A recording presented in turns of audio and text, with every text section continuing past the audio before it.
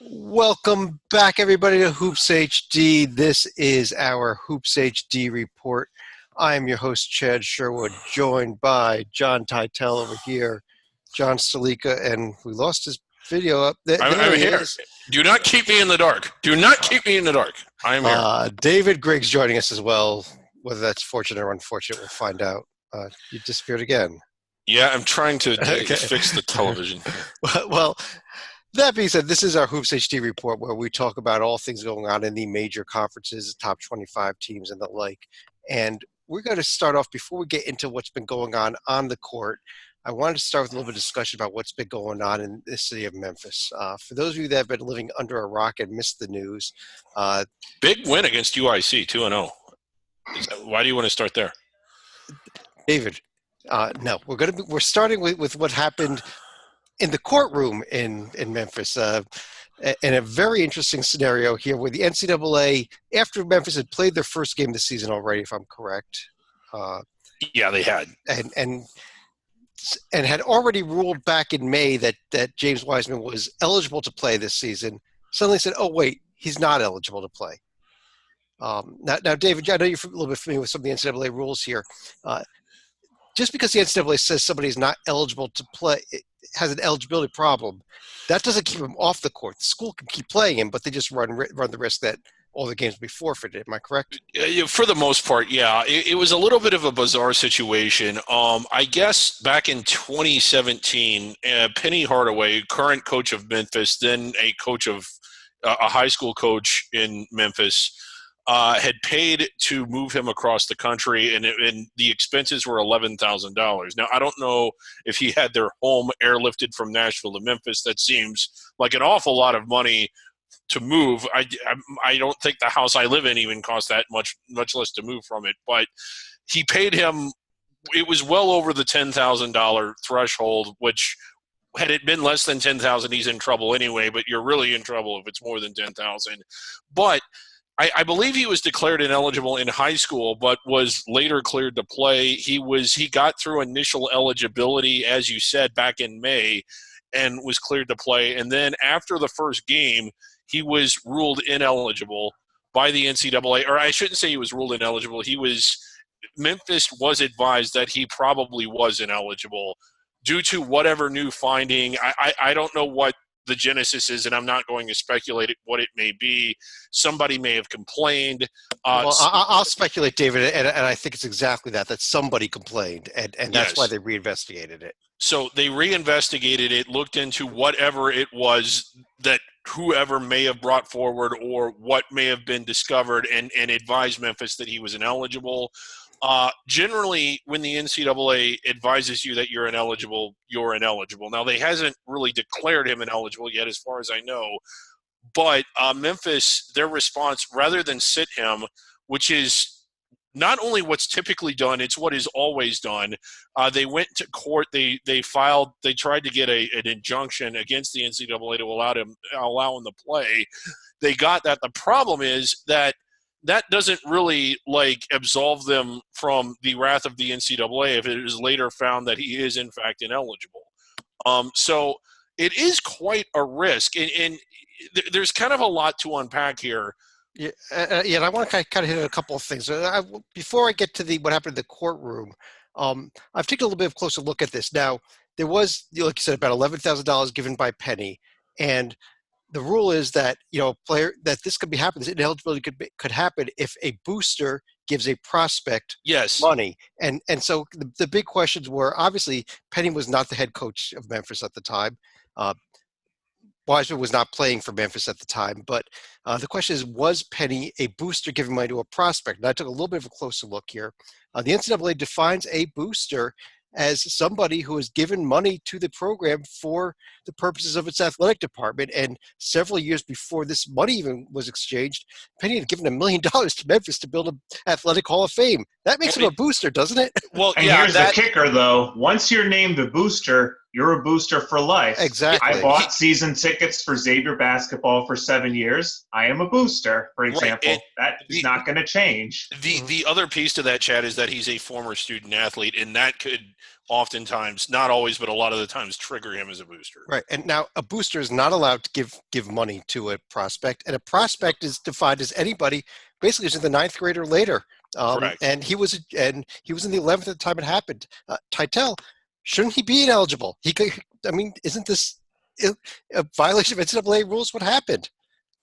So I only play a lawyer on TV, but it seems like a pretty clear-cut thing in terms of the kid was given, or the family of the kid was given money, and I think that is a violation, and the NCAA seems to have used strong language in its press releases so far.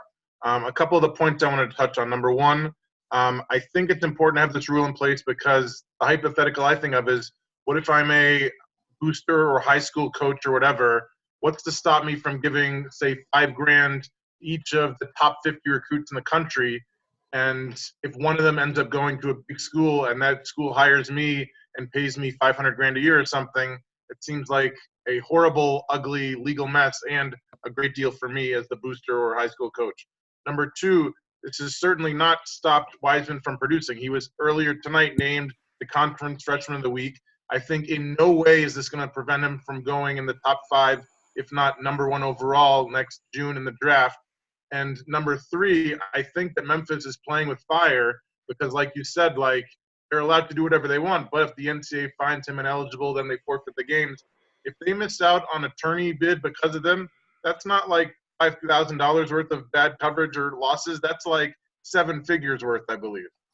It goes beyond that, I think. When you get caught doing something wrong, it's bad. When you've been directed or instructed to not do something and you do it anyway, it is worse. I don't want to, again, one of the things that might be on the table here, a lack of institutional control, not following a directive, making an institutional decision to not do that could lead to that. David, though, let me jump in here. I think this is where the whole court thing does play in, though. I think one of the reasons Memphis ran to court, they didn't have to. They could have just played him, but they ran to the judge so they have something to say, hey, we played him because a judge said we could. You know, even if you deem him ineligible, don't forfeit our wins, don't take away our money, and don't deem us a lack of institutional control.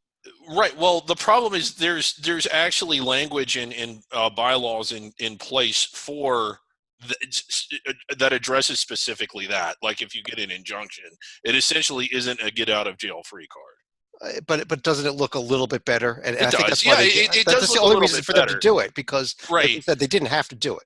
Yeah, and here's another question, and I don't know the answer. Who made this decision? Was it Penny Hardaway? Was it I'm blanking on the AD's name. Was it the AD? Was it the president? This is not a small action. Now, you can say that they did the right thing. You can say that they did the wrong thing. Did they do it knowing that they were facing down the barrel of a shotgun and just wanted to do it because they felt it was the right thing to do? Or are they doing it because they think they can get away with it? If it's the latter, I don't think they can. I mean, when you look at what happened at Louisville, I've read someone said today, well, look at how quickly Louisville bounced back. It really didn't hurt them. While that is true, it did hurt Rick Pitino. It did hurt Tom Judge, and it did hurt Andre McGee. Those people, while Memphis may bounce back, the individuals that were involved in defying them probably will not. Now, Anthony Hardaway will still be a millionaire, but anybody else that may have made this decision is not just gambling with their job; they're gambling with their career. Well, let me. Was it worth it? Well, we have Joby Forza joining us here tonight as well. Joby, welcome first of all, and second of all, we're discussing Wiseman, obviously. Yeah. I didn't get welcomed. The show started, my camera was off. Let me kind of throw David's question out there. You know, assuming that at the end of the day he really is ineligible, which is kind of my gut reaction to once I've read more details. Is there a reason for Memphis to do this? You are putting fans in the stands. People aren't going to show up if he's not playing. Scouts aren't going to care about these games, and you probably don't have a shot at NCAA. But don't they have a full slate of Boogie Ellis and Sarah? I mean, I don't think. Yes, it's the best player in the nation if he's going to be number one. Fewer scouts, but they still I would have liked their chances against UIC without them. Mm-hmm. I mean, they still have a very good class. They're still extremely competitive for a bid without him. I actually think that they should go forward without him. But hey, they're making their call. They're going their particular route. My question, and this is, where I come in, is a lot of times teams do the temporary hold. I think back to Syracuse, Louisville, a few other teams. Oh, we're going to penalize ourselves now because the NCAA can't get their act together, and we know we're toast. While that is not going to happen at Memphis, they're going to try to get everything they can with this amazing recruiting class, with this amazing kind of one-and-done type situation with Weissman. Do you think the NCAA can act quick enough, have the facts quick enough to make their decision before March when the NCAA selection committee is making their decision? Because I don't know the answer to that question. Yes. I think so. But likewise, if I'm in Memphis' shoes, I'd also be saying, well, if you were supposed to be ineligible, why didn't you tell us in May so we can at least recruit someone else to fill his scholarship spot, as opposed to conveniently finding out in late October, early November, when, let's be frank, they're up shit creek without a paddle. And that's a great point, Stalika, because I think that's Memphis's best argument here is a procedural one. Their argument is, NCAA, you knew about all this, and you said he could play. So nothing changed, and now you said he can't play. And isn't that is there some strength in that argument, Titel? In terms of? Just that it's procedurally. That if there is nothing new the NCAA has now that they didn't have back in May when they cleared him, if they knew all of this and they said, okay, we're gonna let it go here, why should the NCAA suddenly change their mind on something they already ruled on? No, I agree with that. If there's been no change or no new evidence or anything, it makes no sense. But don't you think that means that there must be something new? Or I don't know. Is that a safe assumption? Right. Did they know about the actual core facts? Did they know Hardaway paid for paid X amount of dollars to make this happen, the move happen? If they knew that and they said, "Well, it's fine anyway," etc., or they didn't know, and they'd have to be brain dead, but it is the NCAA that Hardaway is a booster. Oh, well, Hardaway is a booster. I didn't know he played there. Well, I didn't know he gave $1 million 10 years ago to the school for a hop basket for an athlete. Right. Look in the rafters, for goodness sakes. Chet, well, here is besides those two facts, boosters cannot give money. So either they didn't know he was a booster, or they didn't know about the gift of money. It might be a little bit different than that. Joey, let me jump in here. I want to know what the NCAA was thinking to allow it to go forward. I think I can explain that. When you go through the initial eligibility process with the eligibility center, there are questions about amateurism and whether or not you are declared an amateur. I say you, a prospective student athlete in any sport, is only based on how they answer those questions. If he answered those questions indicating that he was an amateur, the NCAA would have cleared him. If they later found that the information in those questions was incorrect, they would have changed it.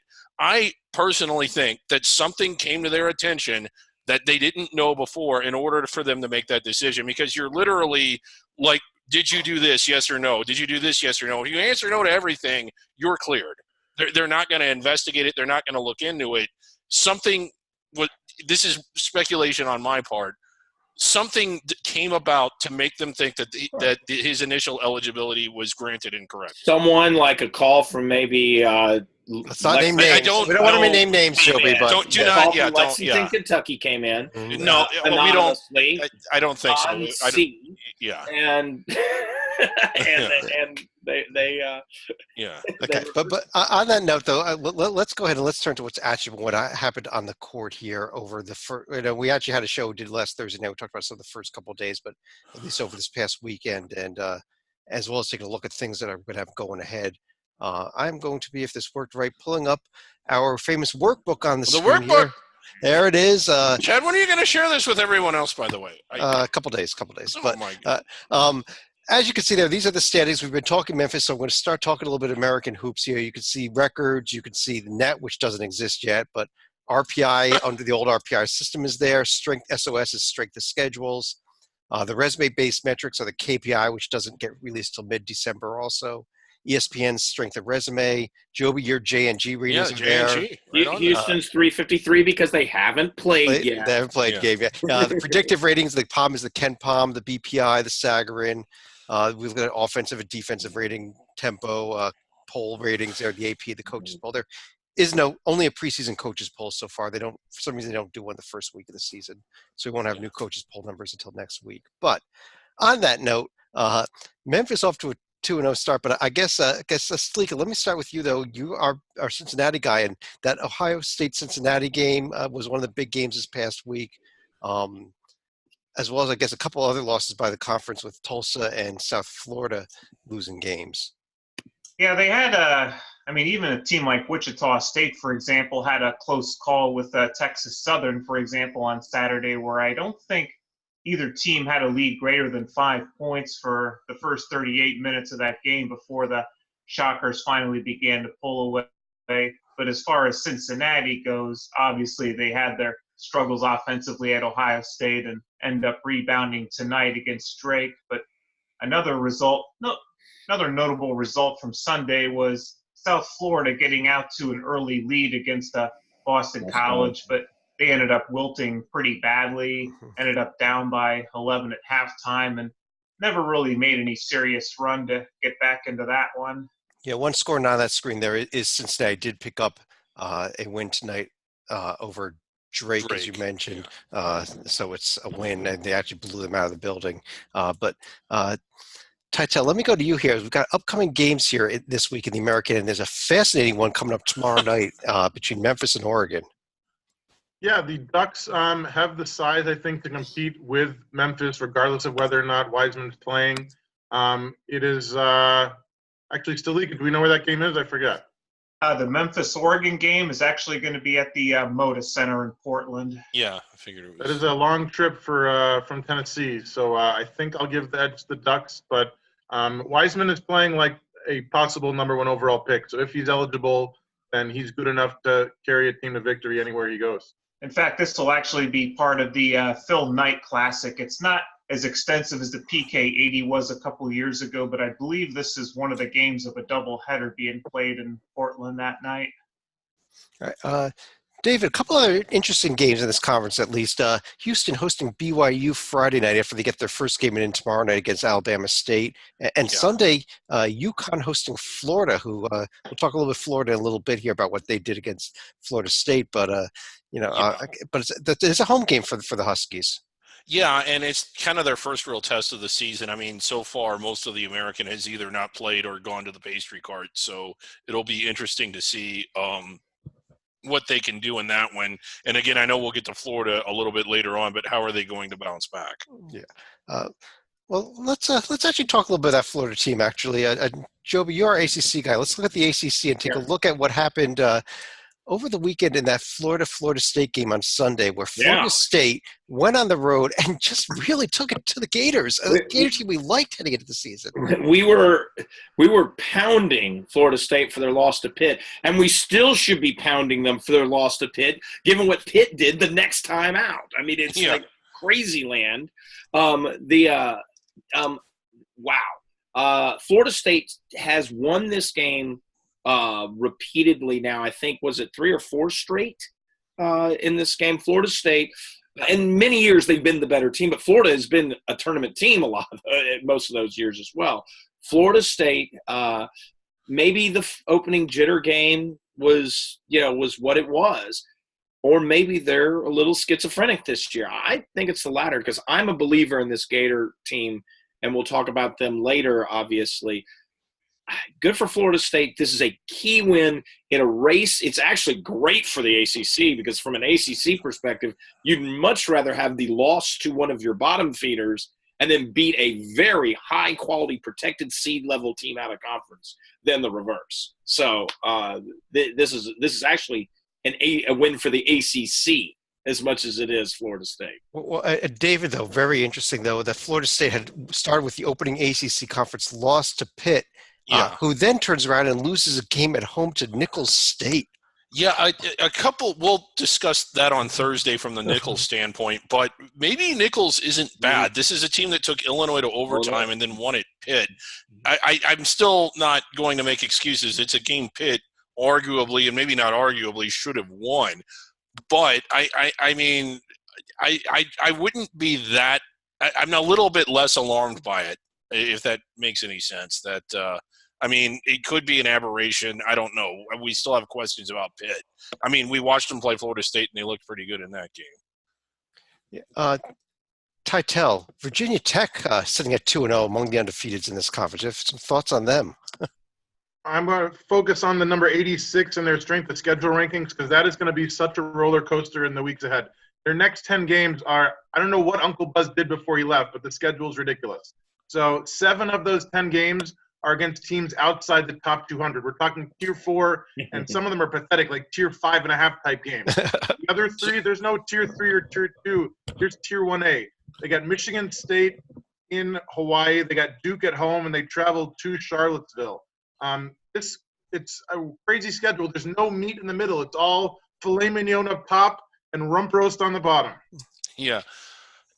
So that strength of schedule is probably going to fall down to about 286. And Clemson's still making him look good on the strength of schedule because Clemson's gone 2-0 outside that game, regardless of who Clemson's playing. You know, when you just have that echo effect of 2-0 and so few data points out there that the J&G actually is Virginia Tech 12th. And hey, Hokie fans, if you like that number, don't hold your breath on it. Everything's real erratic right now. So. Yeah, exactly. Stalik, let me bring in here. I've got the upcoming schedule in the ACC coming up. Tomorrow night, Pittsburgh with actually a road game at Robert Morris, the little crosstown road game there. And of course, then Pitt again on Friday with the West Virginia game. So big week for Pitt, I think, ahead. We did allude to this about a couple weeks ago during the preview shows. The reason Pitt is actually going to Robert Morris is because UPMC Arena is actually going to be debuting for the Colonials. So bit of a nice touch to get the hometown Panthers in there. And yes, we will have the backyard brawl between West Virginia and Pittsburgh. Yeah. Well, it wasn't much of a brawl last year. It was more or less a low fight. Joby, you see any other upsets coming in this week, though? We'll see if Columbia can get 5 touchdowns, unlike Syracuse and James Madison. And speaking of Columbia, they'll miss the extra point as the others have done. How lucky is Wake Forest not to be lumped in with Pitt this week after getting a game winner from Brandon Childress in the closing seconds? Enjoy that week. I don't foresee you being lucky like that very often for the rest of the year. David, let's jump over to the Big 12. Okay. Big 12 conference here. We're going to take a look at what's happened here so far. A few losses by the conference. The big game being that Washington-Baylor game, one of the best games we've had so far this season.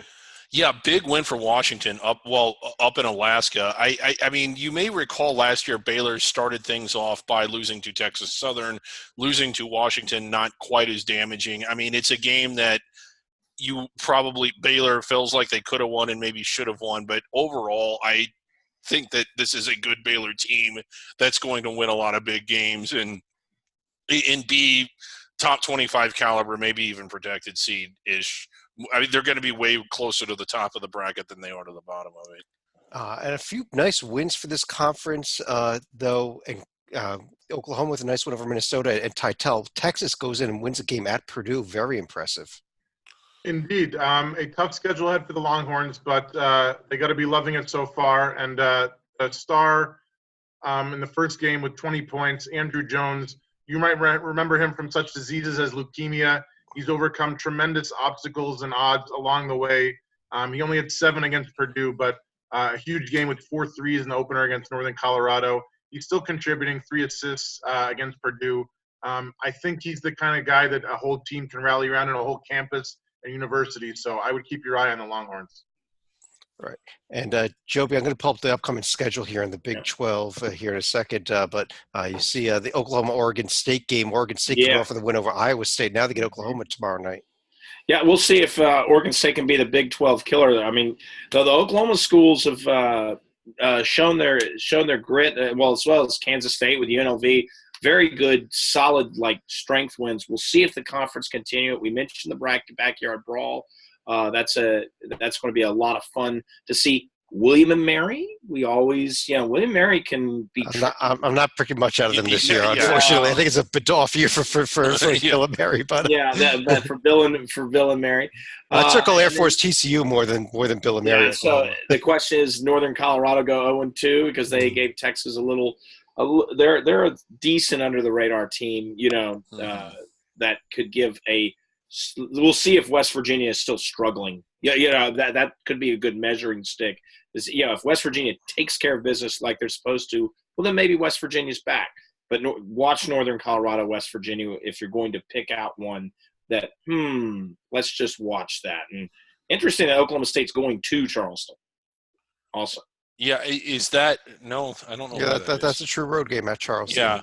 Yeah. Sometimes Charleston gets a true road game if a team's in town for that Charleston Classic, but that's not for another No, week. Oklahoma State is not in the Charleston Classic this year. Yeah, I was realizing that even if they were, it wouldn't make any sense. David, yes. David, I think the most surprising conference this year as a whole, I'm going to pull them right up on the screen here. How about the Pac-12 with only one loss the entire season and no loss, and that was in conference Arizona State, undefeated basically. Arizona State just failing. I mean, the conference would be undefeated had it not been for them. Had they not played another Pac-12 team, exactly. Well, yeah, and the vast majority of these are bye games, but Arizona taking care of Illinois and looking really good. Oregon State getting a nice win at home. Oregon blitzing everybody. Yeah, against Iowa State. UCLA looking great. Well, okay, UCLA 2-0. UCLA was actually down at the half against UCSB. They took a 4-point lead, and Bill Walton declared the game over, and he was right. Tytel, you're a Pac-12 guy. How about this conference? This is the sudden rebound year of the Pac-12. It was very impressive. I mean, the Utah game was ridiculous. I'm glad you circled it. But beating Baylor, beating Nevada, these are tournament teams who have done damage in the past. Iowa State, Illinois was supposed to be good this year. I still don't know how Arizona's doing it because they have all these freshmen. I knew about the McDonald's All-Americans like Nico Mannion and Josh Green. I didn't know Zeke Nnaji was going to come out of nowhere as a 6'11 freshman and make 18 of 23 shots from two-point range. He's been unstoppable inside. Their schedule looks okay. They don't have too much out of conference. New Mexico State next weekend. The big game, they go to Baylor on December 7th, and they host Gonzaga a week later on December 14th. But between now and then, they could be undefeated by the end of this month. Yeah, Stilica, here's the upcoming games. We already mentioned that there's Phil Knight games tomorrow, Tuesday night, Oregon, Memphis, Oregon State, Oklahoma. 2 big games, but a few other nice-looking games in here, too, including Minnesota at Utah, USC with a road trip to Nevada. I'm just going to go out on the limb and guess that Utah is not going to win their next game by 94 like they did against Mississippi Valley State. My goodness. Real big one on Saturday, Chad, that Washington-Tennessee game. And I was really impressed. I was more impressed with Washington than I was disappointed in Baylor. I know you asked me about that a little while ago, but was Washington able to replace some of the big pieces that they missed? I think that they were. They're in the rankings, and I have really liked this Washington team. And if they go out there and get another one against Cincinnati, they're going to build up quite an out-of-conference resume. Or against Tennessee, excuse me. Yeah, against Tennessee. Joby, over in the SEC. Well, wouldn't it be impressive if they also beat Cincinnati? Over in the SEC, it was a bad week for Alabama, not only with the home loss to Penn. Javon Quinterly finally gets ruling he's not going to be able to play this season. He's going to have to redshirt. Shocked to find gambling in this casino. Alabama also having a rough day Saturday against LSU. Just not a good day for them. Not a good day for Alabama. But there have been happy days. Saturday was not one of them. The rest of the conference, though, other than the Florida State game, is undefeated. This is bye game central. I mean, it's really awful set of games. I mean, I'll give Auburn over Davidson. That's actually that one. That's actually Kentucky, obviously, Michigan State. But let's be honest. This is beyond the Champions Classic and stuff. This is bye game central. We'll see. I mean, Florida should have taken care of business against Florida State. Let's be honest here.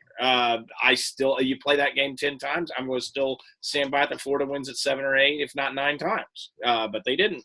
Well, I know that you talked about it earlier, Joby, but did you get the sense that Florida just wasn't ready and that they will be ready from now on? I mean, I think they got hit in the mouth, and that might be the last time we see something like that. I'm too big of a believer in this Florida team. They've got returning leadership that has shown toughness. They also came on stronger at the end of the year last year, so maybe that's how they work.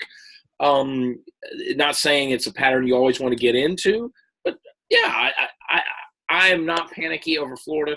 I just think it's a very good win for Florida State to right the ship. It's more let's focus on the positive of that equation than the negative, much like you were talking about Baylor, Washington.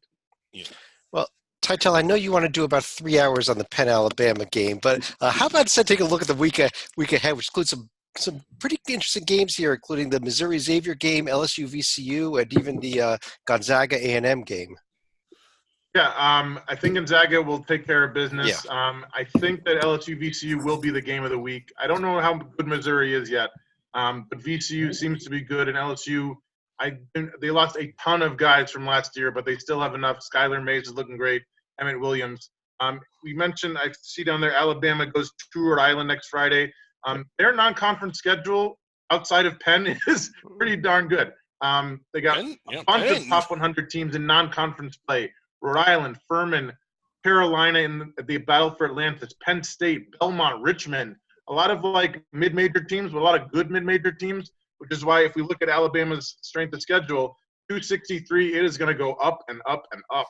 Yeah, very little data to basically strength the schedule numbers on so far, so it's hard. You got to take them out of the real grain of salt. Right, and we love the workbook. Chad, did I mention that we love the workbook? We'd like to get the workbook. But if you're watching this, a lot of these numbers here are erratic. They're interesting, but they're hardly indicative of how good or bad anyone. I got to tell you honestly, Dave, one of the numbers I look at the most early in the season is something like a Ken Palm, which is a predictive metric, which I think gives you a lot better idea of how good, at least on the paper, these teams should be this season. As we get further in the season, the resume-based metrics will look a lot better. Right. What about the David Griggs merit ratings? Those were posted today. That absolutely has no merit whatsoever. Let's go. I've been stalling a little bit on talking about it, but now as we record this, the game of the night here, David, DePaul is currently with about a little under 6 minutes left, has an 84-62 lead in Iowa City over the Hawkeyes, and one of the most stunning games I've seen in quite a while. DePaul 3-0, and I realize that they kind of went to the pastry cart, but looking better tonight than they have in what year is it? Probably since make it 4-0. It's about to happen. Markiplier was roaming the hard court. Right.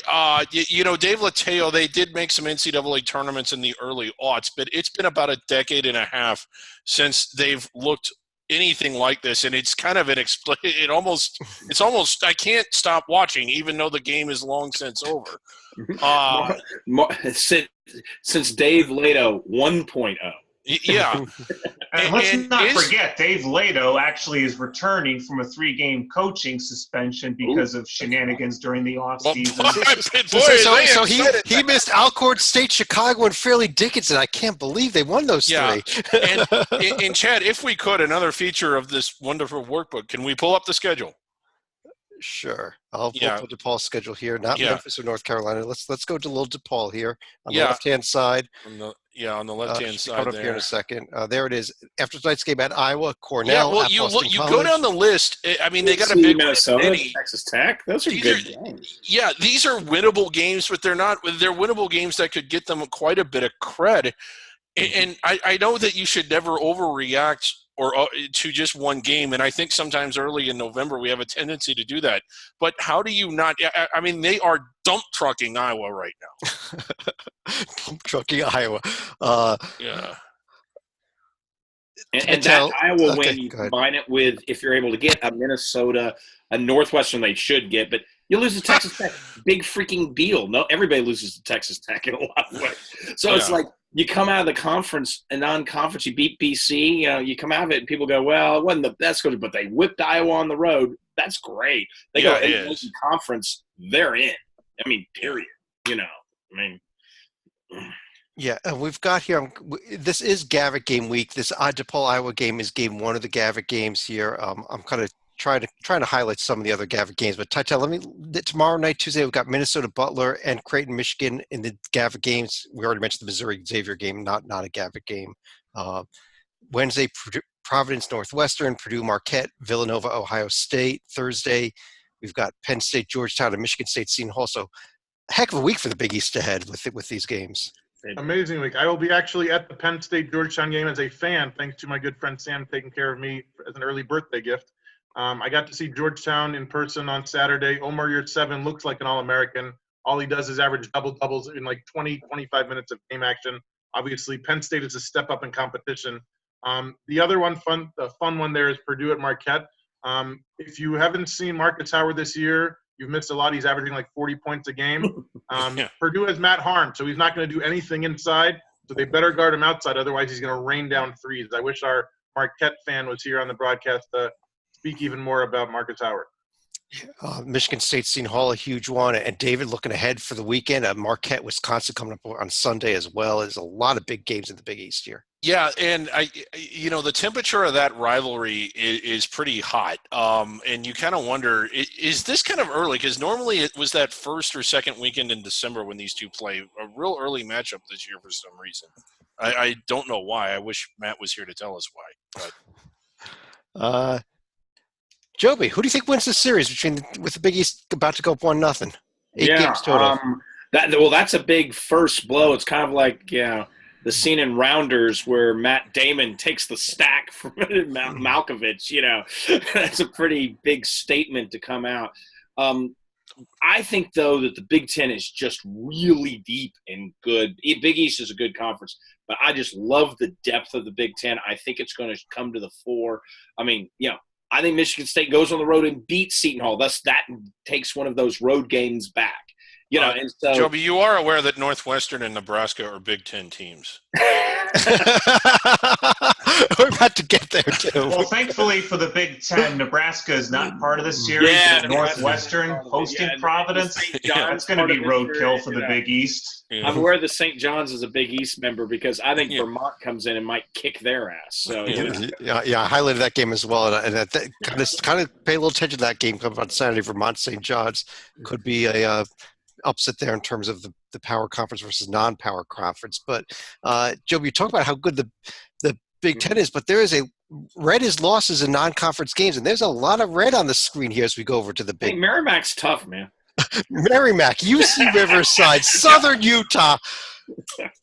What the hell? Southern Utah. UC Riverside. This is the ghost of Tim Miles. Yes. Oh. Now, what do you think of him now? I told you that he would.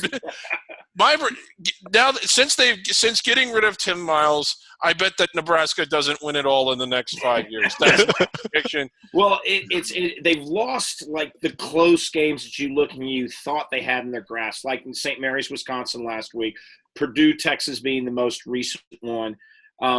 I'm still the losers in each of those cases. I still have belief in. I'm not going to overreact. I still think the Big Ten is going to produce a ton of tournament teams this year. Even last week, Illinois goes out and in the battle of teams that shouldn't be losing your first game, since Illinois barely beat Nichols, they go out and beat Grand Canyon on the road pretty solid. They've won a game on the road against a team that lost at home to a non-D1 team in its opening day. But let's face it, Nichols took them overtime. They got beaten by Arizona. I don't have any faith in this Illinois team anymore. What I saw. But the point of the matter is, I think this is a good, strong conference. Well, your Rutgers team, Bryant went out and won their next game, so maybe that was it. Well, Rutgers, their biggest margin of victory in about 45 years with that 86-39 thrashing of Niagara. But Titel, did you agree with Joby that this is actually a good conference? Because I don't think I've seen it so far this season. I mean, some would say if Rutgers is your fifth best team, then it's not. But I got to give your Scarlet Knights a little love. 2-0, obviously beating Bryant by 2 points is not exactly the recipe for a tourney bid. Destroying Niagara certainly helped. 5 games left this month. They're all against teams outside the top 100. There are not any road games in the United States. There's 4 at home in Piscataway and the neutral site game against the Bonnies is in Toronto. They do have a little step up in competition in December when they get at Pittsburgh, at Michigan State, and host Wisconsin and host Seton Hall. So that's going to be quite a stretch. But the chance that Rutgers could be 7-0 to end this month, you got to be happy about that. Absolutely. I have to ask, though, who's going to have the bigger crowd? Rutgers for their home opener against, who was it, Bryant, or Rutgers football, their home game against Liberty? Oh, that was a good question. Stalika, the upcoming schedule, we already talked about the Gavitt games, but anything else in here? There's I guess there's a few others that we mentioning, maybe the Minnesota-Utah game, for example, Rutgers Bonnies we already mentioned. Yeah, we did mention that in passing, and I'm also looking at a team like Maryland who's not in the Gavitt games, but instead they get a bye game against Oakland, but not much to see there. And then forget it. Well, Marquette, Wisconsin. Illinois, tough home test against Hawaii, I guess. I don't know. Let's run through a couple other conferences real quick. David, starting over in the Atlantic 10, VCU impressed by them so far or not impressed by them? Sort of neither. I mean, they're kind of what we expected. You really can't draw too much out of what they've done. I mean, they've played 2 winnable games and they've won them. So, but I will say this, like last year, especially in the first week, this conference lost a lot of bye games or games that they were the ones that were paying out the money. Other than GW, none. Yeah, for the most part, this year they've won the games that you would expect them to win. So I know that they've been basically beating up on the pastry carts, but at least they're kind of taking care of business. Davidson, the loss to Auburn wasn't that bad. I mean, after watching them in their exhibition game, and I know it was an exhibition game, I was becoming concerned that Davidson couldn't defend anything. Like, it looked like their defensive strategy was leave them open, hope they miss, and then maybe try and get the rebound, just so long as you don't get in anybody's way. But it was much, much better against Auburn. And while they didn't win the game, I came away thinking that Davidson is a little bit better than maybe they're as good as everybody kind of thought they were coming into the year. Again, Dayton, a team that I'm big on, hasn't played anything but a bye game. Duquesne, another team that I kind of like, hasn't played anything but a bye game. So my impressions of this conference are that they're winning the games they're supposed to win, but I'm not really blown away by that. In the case of Dayton, they barely got by because that was down to a one-possession game in the closing seconds. Yeah, what? Was it the closing seconds? Or I mean, I knew it was close with a few. It was the closing seconds because the Trees actually had 2 chances to hit a game-tying 3, but came up short, and then the Flyers finished it up at the foul line. Okay. All right.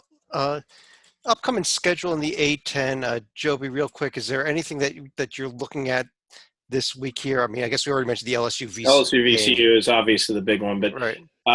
Yeah, let's see. I guess you got a couple big 5 games here too. Ironically, in on the other side of the coin, but for the most part, that's nothing really pops. To be honest, UNC Williamson Davidson's an in-state game, but UNC Wilmington is not the same as they were 3 years ago when Keats was running the sidelines. So Davidson should. Let's see if Davidson has struggles there, then is this a tournament team or not? That might tell us a lot. Well, Titel, a couple of big 5 games here, though. We got the LaSalle Penn game and we got Temple LaSalle. Yes, I want to focus on the one. I can't believe I'm not talking about the Penn game, but Seton Hall at St. Louis. Talking about winning the games you're supposed to win. That is not a game St. Louis should win normally. The injury to Miles Powell, I think he's going to be out for that game, and it's in St. Louis. That game is ripe for St. Louis to steal, which will look great on their resume in several months. And keep in mind, St. Louis already stole a game at Seton Hall last year, albeit with a completely different roster. Mm-hmm. Stalika, let me stick with you. A quick look over at the West Coast Conference, in which Gonzaga, St. Mary's, both off to undefeated starts so far. I guess BYU did suffer the loss to San Diego State, though, so we should discuss that one a little bit. Yeah, that would be the toe stub for the conference here, because BYU's loss is actually going to be San Diego State's game, because the Aztecs they've kind of fallen off the pace a little bit the past few years, but BYU was another team that we did have some expectations for, whether or not that means actually getting into the NCAA tournament or finishing around the NIT like they did last year. And David, upcoming this week for this conference, which is a conference where you got to make some noise out of conference. You already mentioned with Right. Gonzaga on the road, albeit at A&M. But I mean, what else is going on here? BYU's got Southern Utah, and then the trip to Houston, I guess. Is the big one. BYU at Houston, but other than that, nothing really exciting. Other than some opportunities to kind of rack up some road wins. San Fran, who's winning tonight, and I think they're going to hold on to beat Yale, goes on the road and beats Southern Illinois, and then suddenly they're 4-0 with a road win like that. I mean, it's sort of building it up slowly. It isn't exploding onto the scene, but these are, like you said, like it's important that these teams win out of conference, and I think that these are a lot of winnable games. I think Santa Clara can get Wazoo. I think San Diego can get Fresno State. I mean, the conference could set itself up like it did a year ago to have about 3 or 4 teams that look pretty good. Yeah, keep an eye on that game tomorrow night. Washington State at Santa Clara could be a sneaky, good game, actually. Mountain West Conference, Titel. Let's take a quick look there. We already mentioned San Diego State's big win over BYU, but Utah State, not very impressive over Montana State, I think, on opening night, but they crushed Weber in their second game at least. Yes, I think the X factor for Utah State is the injury to Nemias Queta, who might have been a first-round pick had he chosen to leave last year. 6'11", conference rookie of the year. When healthy, I think they can not run this conference.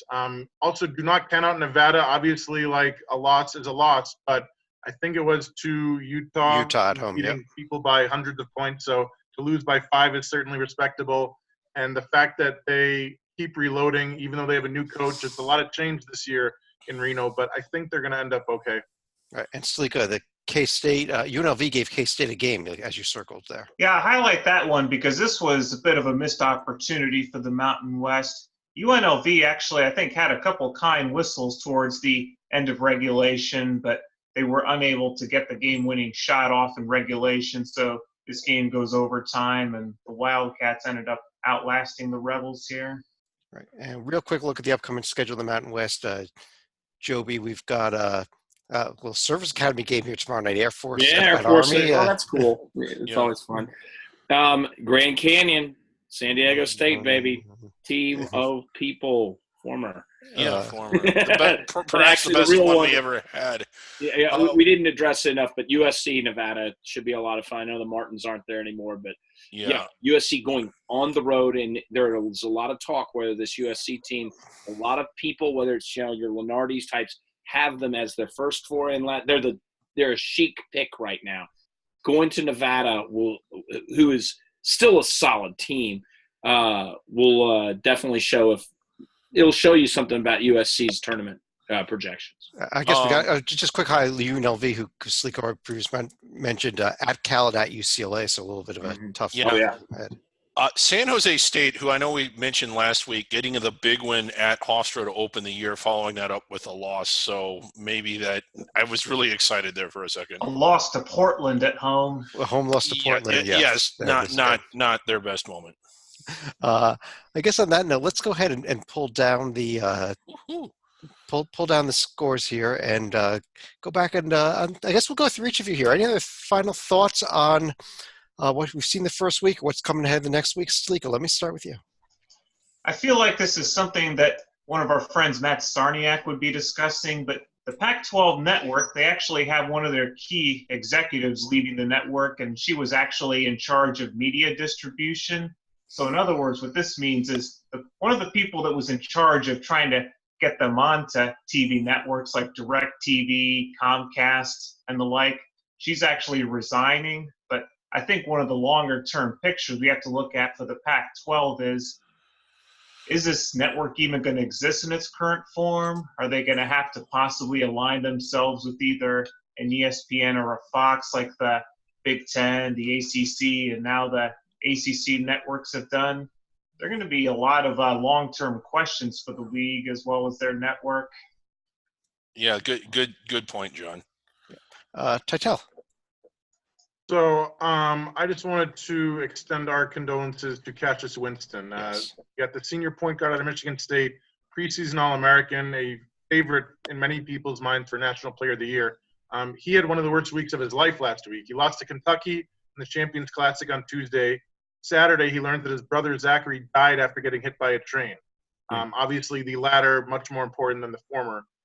Somehow, he's able to get back on the court Sunday night. I don't know how. 17 points and 11 assists in a 53-point win over Binghamton.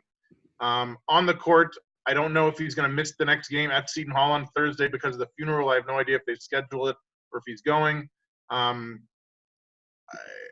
don't know how a human being is able to have it either emotionally or mentally or physically to get back on the court. I've heard stories like in the past with guys overcoming tragedy, like that's their safe space or that's their normal thing that it makes them feel okay because that's what they do all the time. I don't know how he does it, but I certainly wish him the best of luck, and I hope that the Winston family can try to heal from this horrible tragedy. But there was also a nice tribute from Michigan State as well, because I think Tom Izzo and assistant coach Dwayne Stevens were decked out in Albion colors. They also had some of their streamers and their colors in the student section as well. Yeah, but definitely got to echo our thoughts out to the family there. Joby, let me head over to you. And I know you were not with us for our show where we gave our Final Four national champion predictions. And so I also, along with your final thought, we haven't heard yours yet. So I want to and I'm not going to change them, even though mine looked not as good a weekend. I decided to go not the traditional, not name every team in the Champions Classic, which would be should be the cop out. But I do like Michigan State still, and it's even without even with Langford looking out longer term, I'm still going to stick by him. And Winston's the reason. And it's sad, what Titel mentioned is very sad, but I think he is, by all accounts, a strong individual, and I bet you he dedicates the year to his brother, and it could be a pretty emotional but inspiring run. And Michigan State's still on the list. The other three are a little off the radar, but from what I understand from Chad is everybody had at least one of them, which is crazy. I like Florida. Yes, in the wake of the Florida State game, I still like Florida. I think they have the senior leadership, or at least the experience to be able to make the run. I'm a sucker for teams with good point guards and great inside play. Oregon wins the Pac-12, which is much better this year and is the big shocker to making the run. And then Louisville has looked great. I'm sticking with Louisville. I picked them as my ACC preseason pick. I'm going to stick with that. And I think Louisville makes a lot of sense going forward, and they haven't disappointed so far. My national champion would be Michigan State. But against over Louisville in the championship game, assuming the brackets were to work out that way. And there you go. So I know Michigan State's a real creative pick to win it all, but, hey. David, you want to finish us off?